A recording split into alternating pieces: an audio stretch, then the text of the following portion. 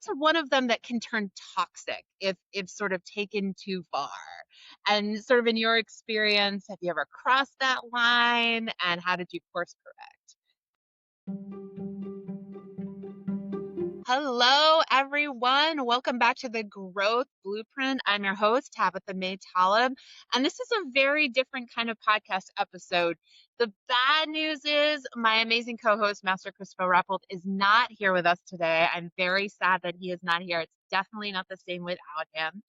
The good news is we have this really interesting new format we're going to try out today, which we have 3 of our past guests, fan favorites here, to kind of talk about some, maybe some more challenging questions about leadership and character. So I'm so excited for this conversation. I want to welcome Nate, Nichole, and Adam to the podcast. Welcome, y'all. Hey. Oh, hi. Hello. So I'm hoping, listeners, you are like, oh, Adam, Nichole, and Nate, they're old friends. We've listened to their podcast episodes over and over again. But if you have not yet, let me give you a brief, very brief synopsis of who they are. So Adam Westbrook is a civic engagement leader with more than 15 years of experience designing award-winning experiential programs and developing strong, purpose-driven teams.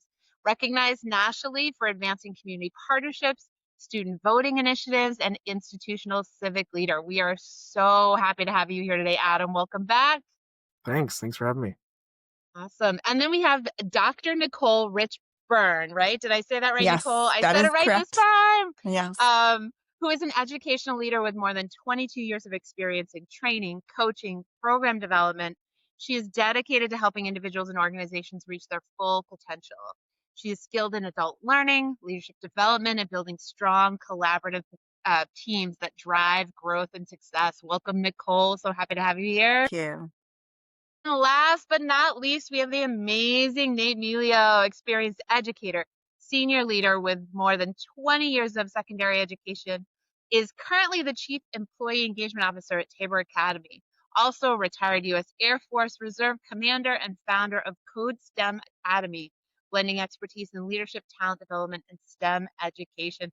That is such a small slice of who you are, but welcome, Nate, to you as well.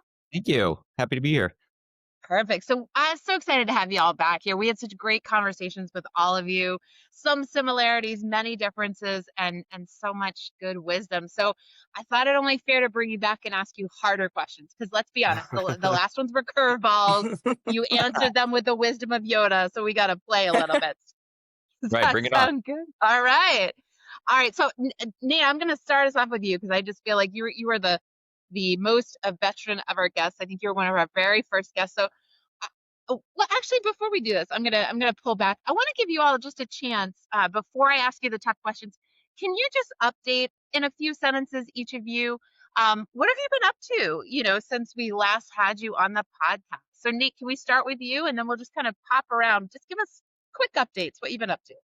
Sure. So I've been in, I'm in year 2 of this new role that I've taken on, which is, fairly unique in the independent sort of boarding school world. It combines being basically a dean of faculty with being the director of human resources and overseeing all of the staff. So everybody from, the teachers to the folks in facilities to the nurses in the health center. I'm working with all of them.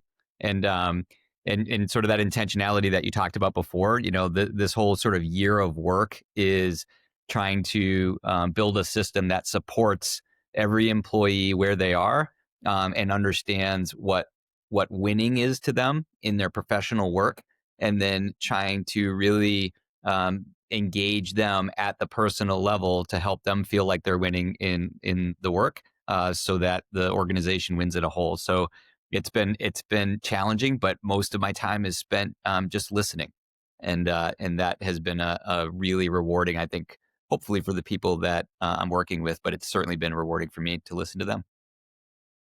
Well, thanks, Nate. Nichole, what about you? What have you been up to?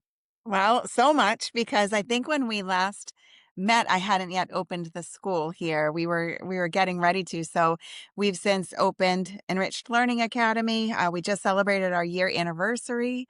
Lots of great things happened this year. A lot of growing pains, but a lot of wonderful things. We're part of the Sandwich Schools partnership. I was just awarded the Mass Cultural Council grant so that we can provide more to our kids. And we are, we're just cruising along here. I've got a great staff. Making sure that we've got great staff that's a good match for what my vision is here. So that's been really exciting to massage that out and really figure out what's going to work for us. So pretty excited to enter year 2 here. Amazing. Congratulations. It's very exciting. Thank Yeah, I think you. you were just about to open. I think you were like Yes. 3 weeks away from opening. Congratulations. Thank you. Adam, what have you been up to? Yeah, so I'm still the program director at Generation Citizen, civics education organization that I've been working with for the last few years, and we're in the process of expanding our partnerships. We're really excited this year. We're working with a couple of middle schools and a couple of high schools in Connecticut for the first time. So historically, we've been in Massachusetts, Rhode Island, and Vermont, but now we're expanding to a new state here in New England. So we're really excited. It's a busy time in education with all sorts of challenges, but all sorts of opportunities as well. So things are busy and exciting. So glad, particularly now that lean on youth citizenship is expanding and growing. Super, super necessary. Awesome. Well, let's just dive in because with everything that's going on in the world, as I mentioned earlier, I lie awake at night thinking about these tough questions about leadership. So I'm I'm eager for your wisdom here. So Nate, let's start with you. Here's my question. Y'all are incredible leaders. That's why you're on our podcast. And I'm wondering if there's a leadership value that you were taught early in your career. When you were emerging as a leader, and people are like, "Here's what leaders do," a leadership value that you've since had to unlearn. And what has that unlearning process been like, and how has it impacted your work? Yeah, so I thought about this question when you sent it, and as you said, it's a harder than the softball question that maybe we had the first time around. Um, and I actually thought of 3 examples and then tried to distill it into one idea because I think all 3 examples actually hovered around sort of this one idea that early on I was told, and it's more of a refinement than unlearning. But it was that you don't have to be liked to lead. And what's interesting about that is, I was going into the military, right? And so people do have a perception of the military as when you're a leader in the military, it's just very straightforward. I have rank over another person, and so I just tell them what to do and they do it, right? And so that message of, it's not about being liked, you don't have to be liked to lead, was one that got delivered over and over again. And, when I first got in and was sort of a young leader, I was devoting most of my time to being sort of a competent manager of process. And I wasn't necessarily putting the time and effort that I should have put into cultivating relationships. And so, as I progressed in my leadership, obviously, like I just became much more aware that, it's not true that you don't have to be liked to lead, because the fact of the matter is people generally don't want to follow others that they don't like. And usually the reason why they don't like them is because they're treated poorly, or their values are way off, or right, there's a lack of respect because they totally disagree with like where somebody's coming from. And so it's the leader's job to recognize that, understand where their folks are coming from, and then bridge the gap, right? To cultivate the relationship, to earn respect, right? So it's much more human than it was presented to me early on. And I think so that's sort of, I had to unlearn that, and then at the same time, like really work to cultivate my own skills at being able to listen and make personal connections with everybody who I'm lucky to lead, right? And really try to get to know them. So that's what I would say my answer comes from. Yeah, I think mine actually is very similar to Nate's. I wrote down hierarchies are rigid as the idea that I had to shift. And so I started very early in my career in higher ed. And while it's not like the military, it can be pretty hierarchical, of course. And I had this great colleague who I'm still very close with and friends with now. I came in, I was the rule follower. I was, kind of just like sharing everything with my supervisor, all that sort of stuff.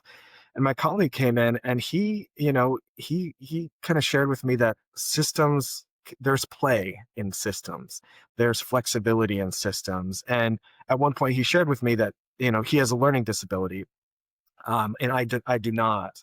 And so he shared, my whole life I've been in systems that aren't built for me. So I've had to figure out how to navigate around these different things and use different tools than kind of the explicit hierarchies that are there, to kind of get what I need and get what I want. And so he said everything's about relationships, which is kind of similar to what Nate was saying, no matter the hierarchy.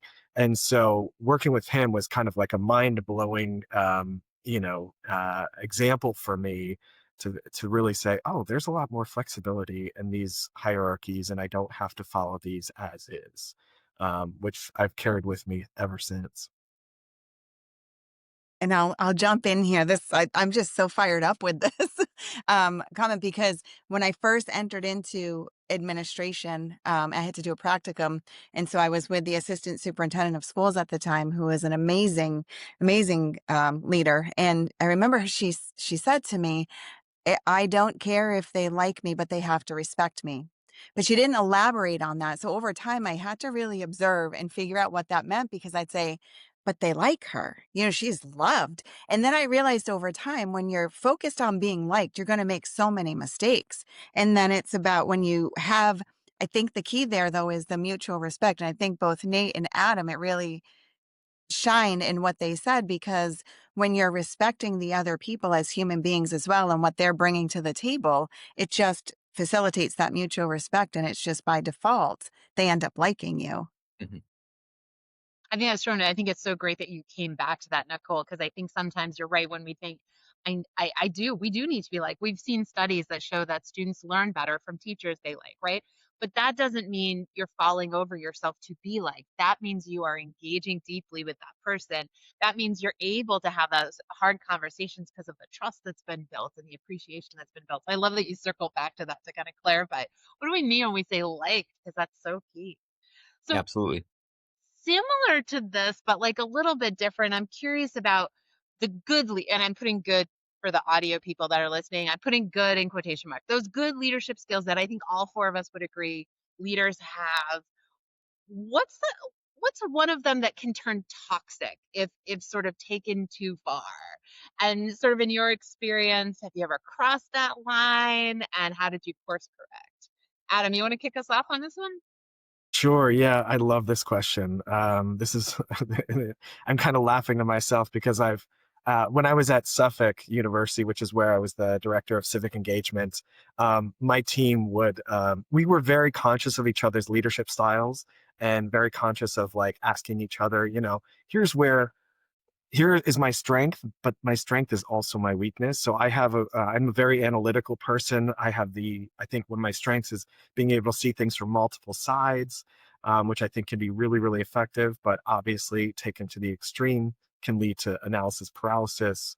I'm also, my background is in civic education, so I'm very kind of democratic in my approach, and I like hearing from all the voices before making a decision. And there were often times where my staff would be like, Adam, this doesn't need to be a democratic process. Just make a decision, and we just need to move forward. Thinking about a country, there's a reason why we don't live in a direct democracy. We don't ask all of the people to chime in on every single decision that's made, because if we did, it'd be very, very difficult to get anything done and move anything forward. So we elect representatives to then represent us and do so. And I laugh because it's something that I think I still feel coming in every so often, because I'm like, well, what do you think? And what do you think? And I want to make sure everybody's involved and engaged and all this sort of stuff. And people are just like, we don't need to have a democratic process. Just make a decision and go. So that's the one that initially comes to mind for me.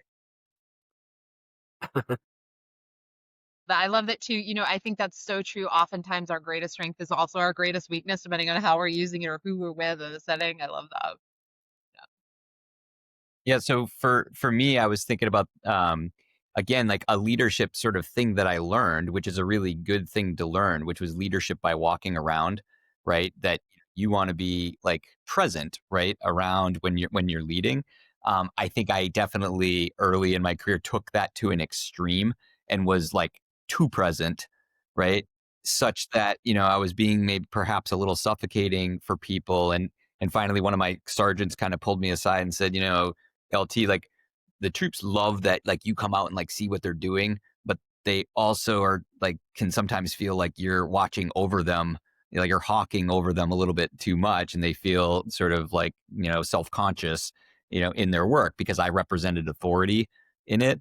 So I had to kind of learn that like art form of like popping in, making an appearance, kind of validating that I see you and I see what you're doing, and then get out. And I do that in the classroom now. I make it normalized where I stop by a classroom, kind of pop in, just kind of watch a little bit, and then pop out. And rather than like making it for the teachers to feel like I'm like watching their every move in a classroom. So for me, that again, like sort of a refinement, but if it's done too much, it would sort of have the opposite effect.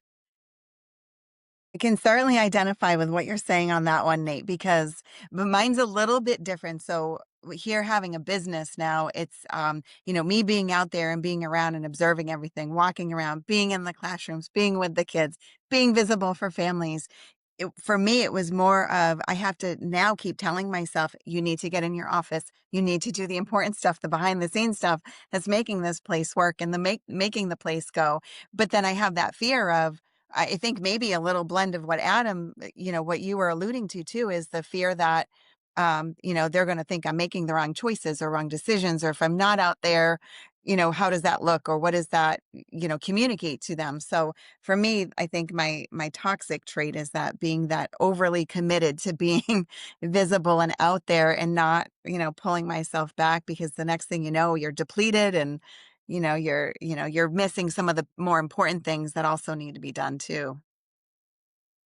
So I heard two things in all of those stories that feel like an important tool for managing that, like good leadership shifting into toxic. And I'm curious if you all want to chime in. I heard a lot of self-awareness, like for your part, being able to be like, whoa, okay, let me pay attention to what's going on here. I also heard two really good examples of like being able to really hear some feedback about how this is showing up. So I'm curious about your thoughts on how can humans tap into those two things to make sure their good leadership traits are not turning against them.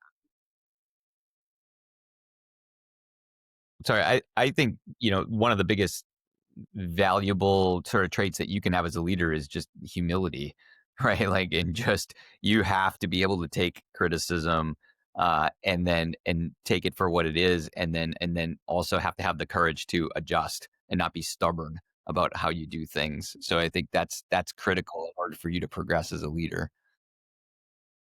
Yeah, and I'll add, I think part of it is kind of setting the tone with the group that you're leading, and especially those first few opportunities that you have to receive that feedback is going to set the tone, right? If you push back really hard, or if you kind of dismiss the feedback that you're given, that's going to set the tone. But I think if you can show that humility right up front, you're going to be able to create an opportunity for the staff to build a trusting relationship, and then hopefully, you can keep each other in check. And then ideally, when you're giving them feedback, they are much more receptive because they know you're willing to do the same. Yeah. So one of the things that I love about all three of you is, when we had our first podcast episode, it was so clear. You're all very values driven leaders. Like that is a big part of who you are, how you show up. And this, I swear this question keeps me up at night. It's been a through line in my career trying to manage, but when you think about, tell me about a time when your values clashed with an organization you were leading or that you were a part of, and how did you navigate that tension? Because I know how values driven you all are. Nichole, you want to kick this one off? Sure. Without a doubt, I think when you work in public education, that can certainly happen. And, when we tell future educators, always make sure you're interviewing the district you're about to go to, because it's not just about making sure you get a job, which is important, but it's important that your values also align with what's important to that district. And I was lucky to work in several different types of districts. And I would say that for me, because I focus on the whole child, I focus on the creativity that you can bring to a program, where I get that there's the importance of competency-based systems. I get that we need accountability, we need all that. But sometimes when that becomes too rigid, it can feel suffocating, and then we lose sight of how are we making this fun for kids. So what I really had to do was dig deep in what my values were and see if there was some way to align them to where I was, because at the common core, I truly feel that when you're in education, or when you're in a service-based industry, you really want to serve the people that you work with and you work for. So when you keep bringing yourself back to that value and that intent, then I think you can find some commonality that makes it easy to go through, because in life, we're not always going to agree with what everybody says. We're not always going to agree with every system, but we can find some commonality and a way to work through it. And I think that really takes that maybe maturity. I don't know, maybe the word for it, but you really have to bring it back to your internal self to make sure that your values are so intact that it's not an ego-based sort of resistance that you have toward it. Yeah, if I could just jump in, I think education is a great place where these things conflict a lot, because they're both trying to do good in the world, but they're also organizations trying to survive as well. And they're subject to all the forces of the economy and everything else, right? So the experience that comes to mind for me is when COVID happened. The all institutions and organizations across the world were like, what the heck do we do? How do we do this? We're going to see a dip in student, for us in higher ed, it was a dip in students agreeing to come to school or staying in school, and all sorts of financial challenges that were going to come of it. And so there was this experience where the university needed to do furloughs. Um, and I was a director at the time, and the university, I think they were trying to have it impact the fewest number of people that they could. And so they made decisions based on um, how can we cut just a handful of people across our division, and student affairs was just a handful of people. But my value was much more about shared sacrifice instead of cutting the fewest number of people. And so when my dean told me, here's the amount that we need to save over the next 6, 8, 12 months, I went back to my office and did some math and said, okay, I know how much everybody in my department makes. Instead of furloughing this one person for 6 months, could we instead furlough each of us for 6 weeks? Because I made more as the director than my administrative assistant, for example, and so on and so forth. So I was trying to think of a creative solution to solve the problem that was at stake. Unfortunately, the decision was made already, and even though I tried to put something forward, that was a challenging thing for me. I appreciated that my dean kind of heard my perspective, but it was a tough moment. I worked with my staff through it. I shared with my staff what we tried to do, and that this was what the university had decided. And that we had to move through it. So I think that was a really tough moment for me. But whenever my values, again, like Nichole was saying, you're trying to lead with your values, and my value was much more about shared sacrifice than about kind of the bottom line, easy approach to reducing costs. It was definitely a ding, but I think. Moving forward, I think my dean and my administration got a better sense of kind of the opportunities to see things broader than just kind of the traditional way when you're faced with a cost deficit, or a cost challenge, how to move forward. Yeah, I think for me, it always, and I have conversations with my students and mentees that I've been working with over the years. And I've sort of drilled down to, I think all of us have to figure out what our negotiables are and non-negotiables are. And when those get tested, we kind of find out like what's really non-negotiable. Like we would just say, nope, not going to go there, versus what's negotiable in the sense that, we can stay within a system and see what wins we can get, or the system would be better off for us being there rather than not being there.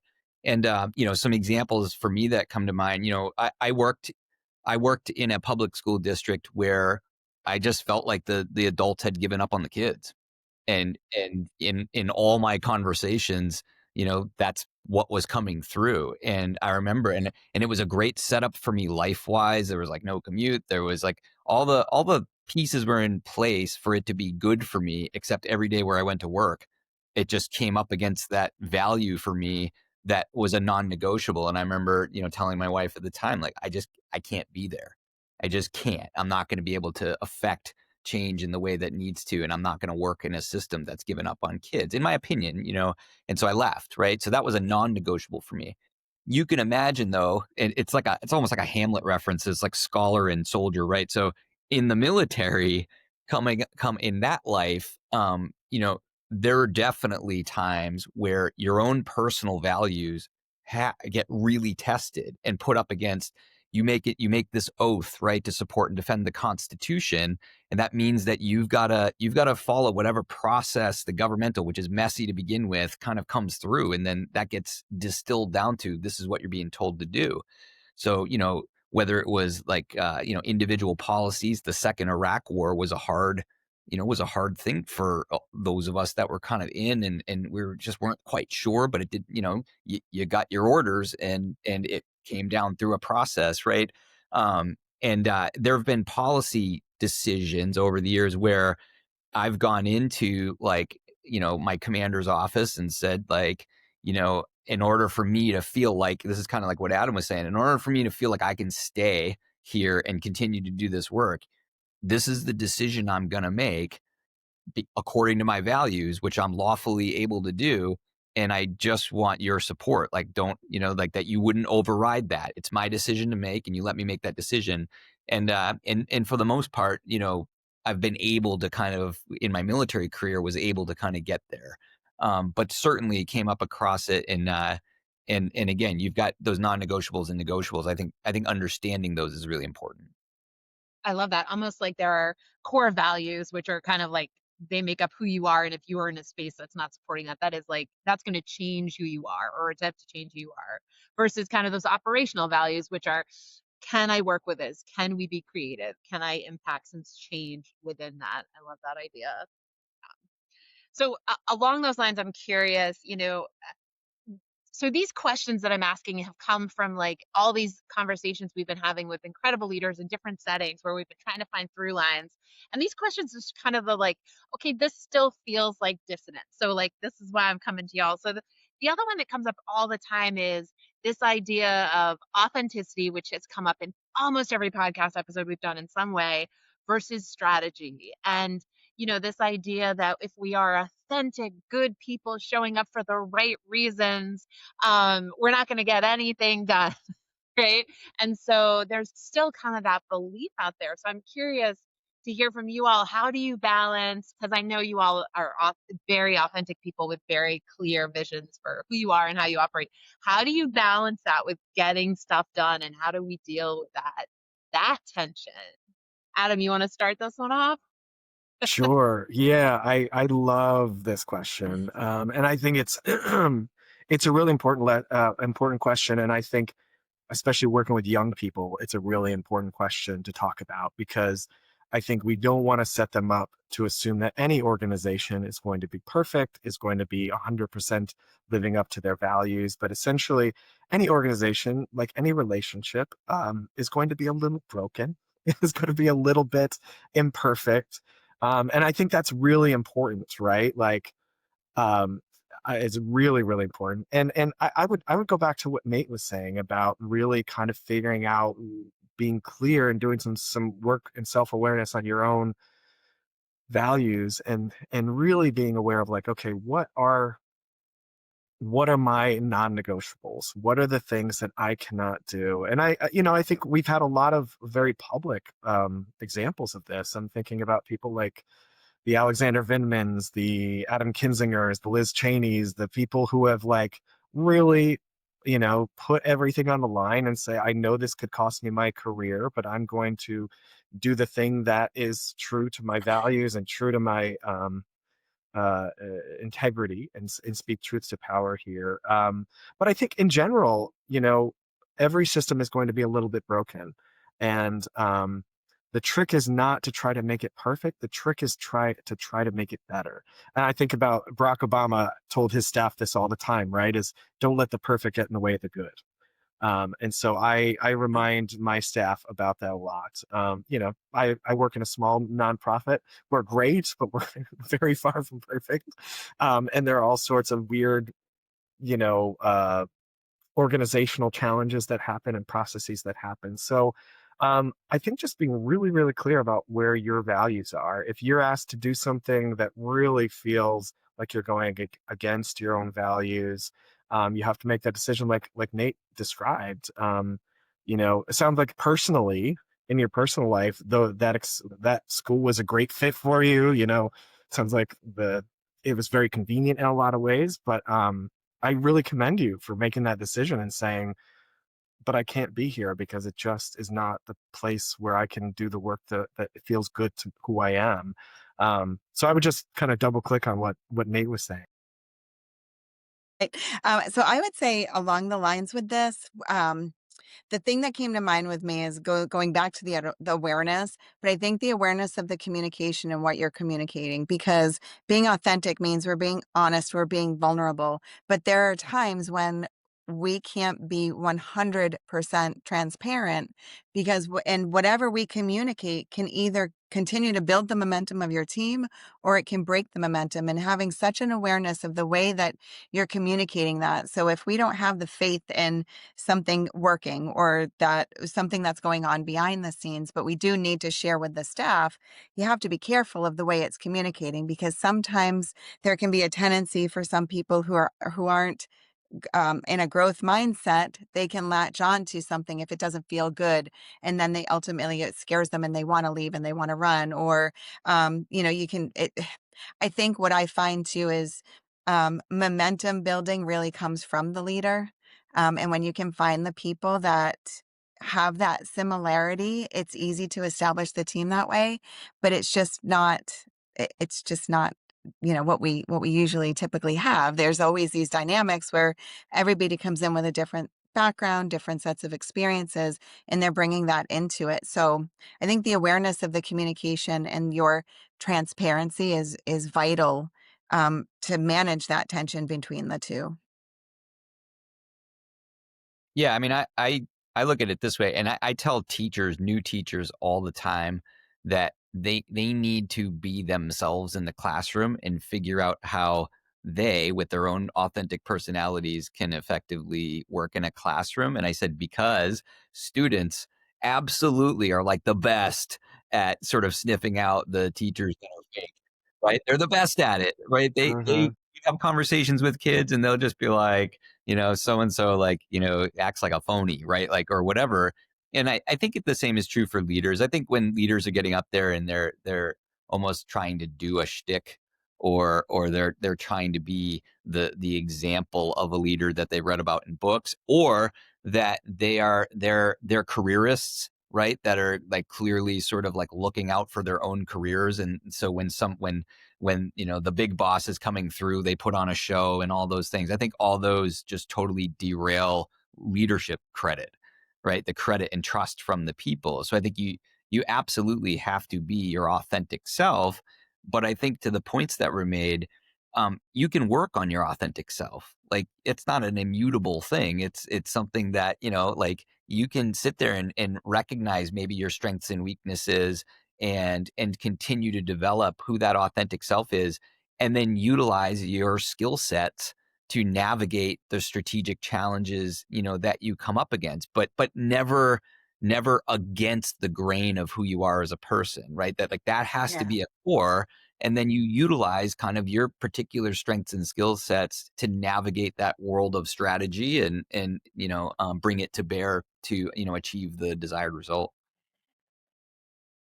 This just made me think what Nate just said was such a great example of how, when it goes back to that value we talked about early on. And I think that giving people permission to make the mistake instead of going in there as a leader and saying, well, you're doing this dog and pony show. This isn't you. Try again next time. It's having that conversation with them, but then being completely authentic ourselves to say, you know what, I've been there, I've done that too. Let's take it back a bit. Give them permission to feel vulnerable. And I think that is the ultimate in, being a leader is, also understanding that they're human beings, and giving them that permission. Yeah. I'm curious. Sometimes I wonder if this term authenticity actually does more to blur things than clarify. I think in particular, my work with young people, sometimes what I've had some of my students see as authenticity is that I can I should be consistent in every context across the board. And I think that's actually counter to the strategic way of being. So I tend to use more language around values. You can be honest and strategic. I have a good colleague who always says you can be honest without showing all your cards. And I think that that's really, really important, but you're still being honest. And my background, my academic background is sociology and religious studies. So I think a lot about the roles we play in different contexts.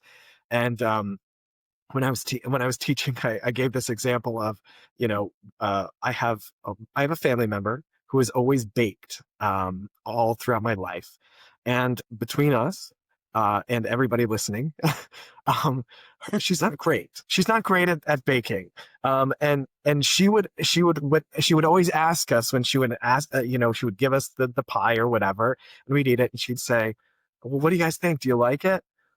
And is it dishonest of me to say, it's great, so and so, I won't say her name. Um, and I would have my students say, oh, but you're lying to her. But actually, in that context, what she's saying is, do you appreciate what I did for you all? And my answer is, yes, I do appreciate what you did. So I think part of the going from authenticity to strategic is about figuring out how to act out your values while recognizing the context that you're in. I like to push back. I like to talk. I like to challenge authority sometimes. But I'm strategic about when I do that to think about the effectiveness. Whereas I think a much more immature Adam from back in my early career would have been the guy who's always asking the questions and always pushing back. Well, this doesn't fit our values. This doesn't align with so and so. And so I think part of the growth that I've had over my career is really thinking about how can I live my values in a strategic way to actually accomplish the thing that I'm doing. And I think less about authenticity because I think that confuses, well, what exactly does that mean? And I like to think more in terms of values. That was great.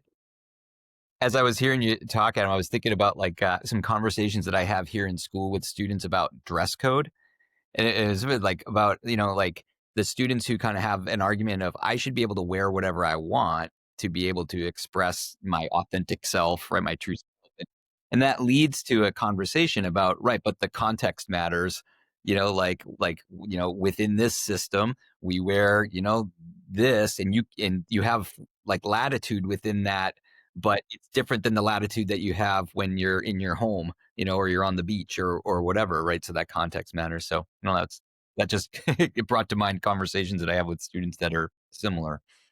That's a great example. And what I'm hearing is that part of this authenticity is still that awareness that you are in a space and place and that others are in that space and place. And that as humans, I think one of the things that we may have forgotten a little bit or that we struggle with is that we get to show up as our authentic selves. And also there are other human beings that need to be taken into account and ways of working. And this idea that it's not authenticity is not rigid is super interesting. Okay, so this question, I'm not lying to you when I tell you this question keeps me up at night. it interrupts my meals. It like, especially right now, I think we've talked on this, we've touched on this. There are so many broken systems right now. I think across the board, no matter who you are, I think most people would agree we've got some big time broken systems right now. We may disagree about how they're broken or why they're broken or who broke them, but I think we can agree they're pretty broken. So how do we lead in systems that are broken? No matter how phenomenal our leadership is, or how clear our purpose is, or how strong our passion is, how do we make progress in broken systems? So give me some wisdom. Nichole, you want to start us off? Yeah. I had a feeling you were going to ask me first. Oh, Oh boy, this this one's question. tough. Oh, Um, Geez, I think if it goes back to the focus of the people, you were there to lead the people. They put us in that position for a reason, or here I put myself in that position, and people are looking to me to lead the way, and they are recognizing the imperfect system as well. So I think keeping that in the periphery and always keeping in mind and the awareness of other people, how they're responding, how they are feeling, and bringing it back to, just being a purpose-driven leader, maintaining that and keeping the eye on that the whole time, because the minute you get distracted is the minute that, things go off the rails. So, and also, in the other way too, in my role here, being a business owner, but also some of the things that I've had to navigate through, I've had to be a system disruptor, but also doing it tactfully and respectfully and in a way that really does serve the greater good and my colleagues that own other centers as well, and not just my own selfish, you know, um, desires. It was more, looking at it as a whole. And if there is a part in the system that we can actually make a movement on for a greater good, then that's fantastic. But if we can't, then we just pull back and focus on our purpose, and then just be mindful of those around us that are also impacted. And how are we going to lead them and, lead them and guide them? Yeah, I was there was one time where I was queued up to go on a deployment, and I remember I was brought into a room with my chief master sergeant, and we were kind of briefed on the plan. And I remember after hearing the briefing, like the chief and I looked at each other, kind of looked back at the person who briefed us, looked at each other, and then I said, I think that's going to get us all killed. Like, I was serious. I was like, that plan is so bad that I think that if we execute that, that's not going to be good at all. And, and then discussion, and then, well, this is the plan that we're going with. And it's like, it's a kind of a hyperbolic example of just like a system that, just seemed really off in that moment. But when the chief and I kind of talked it over, we sort of said, well, I guess theoretically we could be like, we're objecting and we're not going and all those things. But then we kind of said, but who better would give this a chance of success, in this moment for our folks, right? Who, like, if we bailed, then that we would just be leaving, the troops hanging, and we weren't going to do that. It was not even an option. So I think that kind of gets to what Nichole is saying, is that, all systems are broken in some way. I haven't been a part of a perfect system yet, but I feel like the whole point of leadership and why we're lucky to serve in a leadership position is because we're actually in a position to make a difference. Like, we get to be in a position to make a difference, where maybe when we started our careers, we really weren't, or could only make decisions at like the lowest possible level. But now we've gotten to a place where we are change makers, and we can potentially, and even if it's just 1 inch at a time, we can actually believe that we can affect change to that broken system, because it will never get unbroken unless the leaders step up and do it. So I think even if it's one person at a time, one habit at a time, one discussion at a time, we're in a position to affect change. And I think that's what keeps me moving forward. Nate, I love that. Yeah, and I couldn't agree with you more. And I think one of the things that I try to remind myself is what is, if I'm in a broken system, if I'm working in a broken organization or institution, whatever, is where's my locus of control, and and I try to think really broadly about how I can, as both Nate and Nichole were saying, how I can make those little shifts, how I can make those impacts, how I can help guide my team in a way that keeps us moving. And maybe you shift it from going this way to like 3 degrees over, and now it's going this way.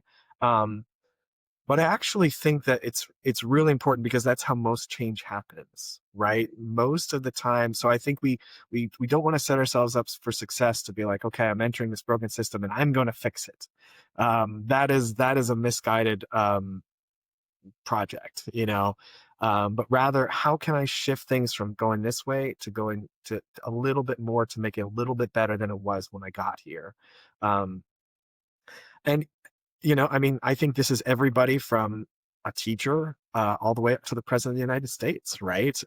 Is that I remember, again, I don't mean to bring up Barack Obama again, but I remember hearing an interview with him where he said, he's like, what you realize is you get in, you're part of this massive bureaucracy. You're basically guiding this massive ship.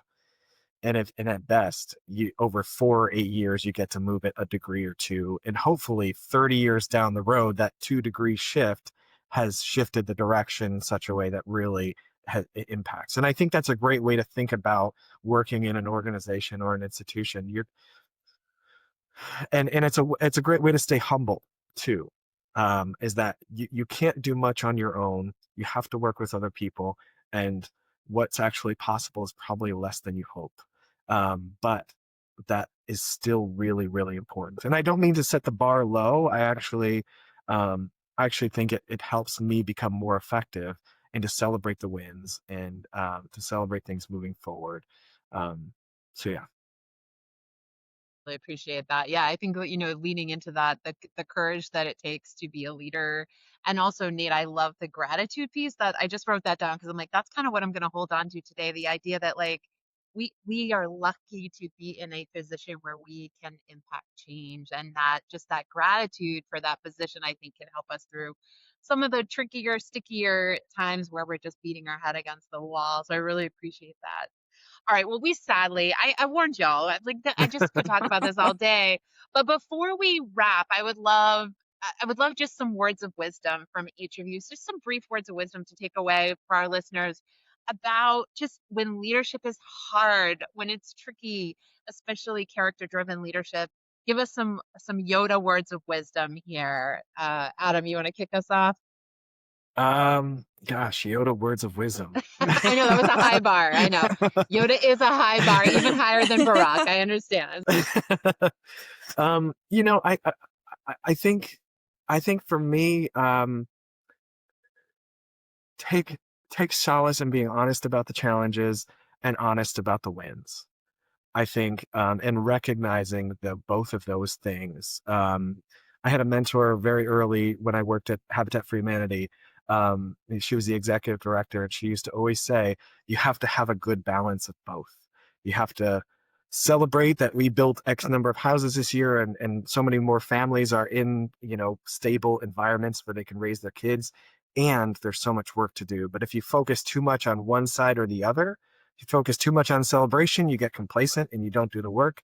And if you focus too much on what you have left, you'll be kind of disillusioned and feel like you're never making any difference. So I think balancing out the wins and taking the time to recognize both the wins and the challenges in a balancing way is important.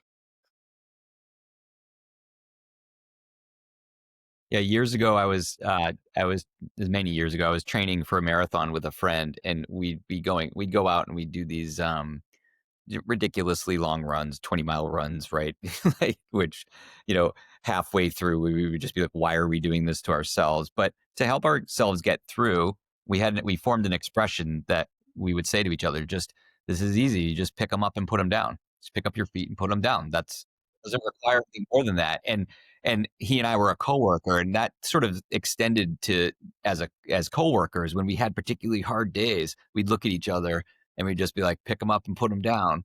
And I would say that about a leadership as well. Like, leadership is supposed to be hard. It's actually, you only realize its full like usefulness and potential when things are really hard, because then everybody's looking for you for leadership, right? And that's when you can serve people the best. So it's going to be hard, but I think you have to remind yourself to pick them up and put them down. Like, take one thing at a time. develop good habits, right? Because I think leadership is very habit based. Don't try to change the world with one decision, like Adam was talking about, but if you persevere and pick them up and put them down and try to affect people one at a time and help them, then I think that'll carry you through.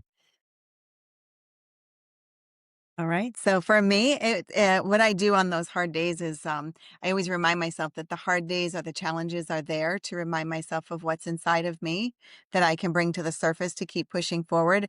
But in order to do that, I have to give myself space so that I can think clearly, so that I can get more grounded in my beliefs, my vision, and my faith and my focus.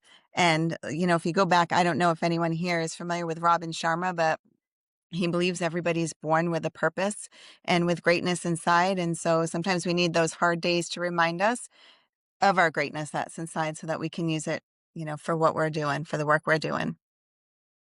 I love it. Perfect. Well, I just want to thank all three of you for being here. It is not easy to be a character-driven leader right now. There are not a ton of examples in the media of character-driven leadership right now. So I love that you were willing to share your thoughts and your wisdom with the people out there that are just trying to figure out how to do this. And as you all know, because you've been on our podcast, mine and Chris's mission is really just to continue to have these conversations so that people begin to understand that these sort of conversations, this sort of leadership is not just nice to have, it's necessary. It's how we're going to make the real change we want.